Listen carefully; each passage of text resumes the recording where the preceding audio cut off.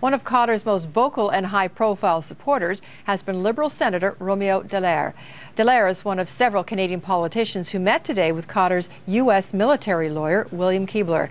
And Romeo Dallaire joins us now from Ottawa. So, Senator Dallaire, you have been strategizing to bring Khadr back to Canada. How, if at all, do you plan to raise Omar Khadr's case when U.S. President Barack Obama visits Canada next week?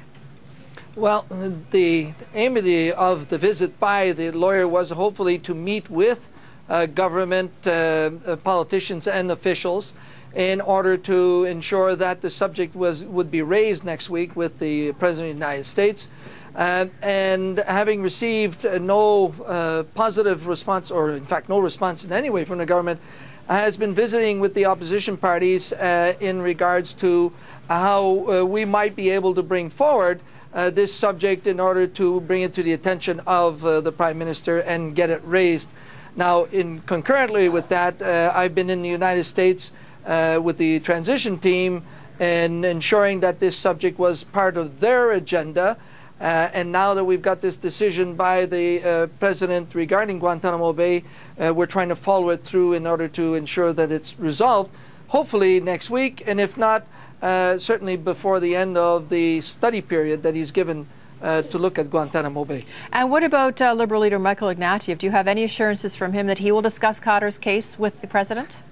Well, today we met with Bob Rae, who's the Liberal critic for foreign affairs and the whole realm of human rights, because this is fundamentally a human rights subject. It's child rights. It's the optional protocol to child rights, and discussed with him. And he is meeting with the leader, and we will see the end result of what strategies are going to be used this week by the Liberals. And of course, I'm keen that all the opposition parties put their hands to the wheel and bring pressure on the government. Well, really, the government has said very little about the Omar Khadr case and hasn't intervened. So do you think it's now pressure from Washington that's really going to push it forward?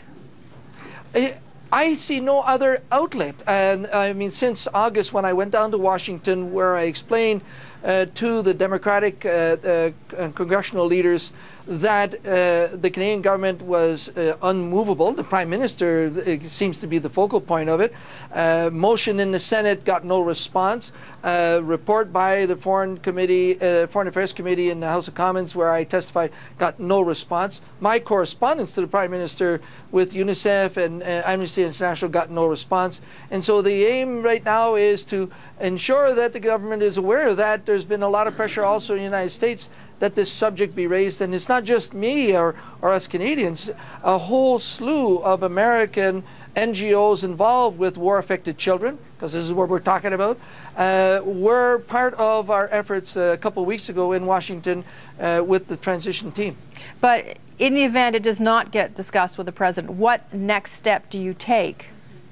The next step that I'm taking in this process, because President Obama has given about a 4-month period to review all what's gone on in Guantanamo Bay and then take the appropriate action, decide what action he's going to be ultimately taking with each case. I'm getting myself invited down to the United States to testify, and hopefully with other colleagues to testify in front of the American committees on human rights, both at Congress, human rights and the law in the Senate, and continue to inform them that the President should take a decision in favor of moving Omar Khadr to Canada and let Canadians go through the process of legal procedures and ultimately rehabilitation and reintegration. And if he doesn't come to Canada, what does Khadr's military lawyer think will happen to him when Guantanamo Bay is closed? Well, the one option is the Americans would prosecute him on the American system, in which case he would not be prosecuted as juvenile, because he's no more a juvenile. Their law is different. But the case is so full of holes is that the chances of this case ever being brought to fruition is near impossible. And so we would probably find that the Americans are simply going to dump him on our doorstep, and then it's up to us to decide what to do then. And in the panic of the moment, I don't think that's the most conducive way of instilling, not only in Canada, our concern about human rights of our own people, but also about child soldiers around the world, because we're pushing all kinds of other countries not to prosecute their child soldiers, to rehabilitate and reintegrate. And then on our own, we are moving through a process that we think has to be prosecutional, and in fact, we'd undermine every other country's efforts and ultimately put a lot more child soldiers at risk. We have to leave it at that. Thank you so much for joining us, Senator Romeo Dallaire.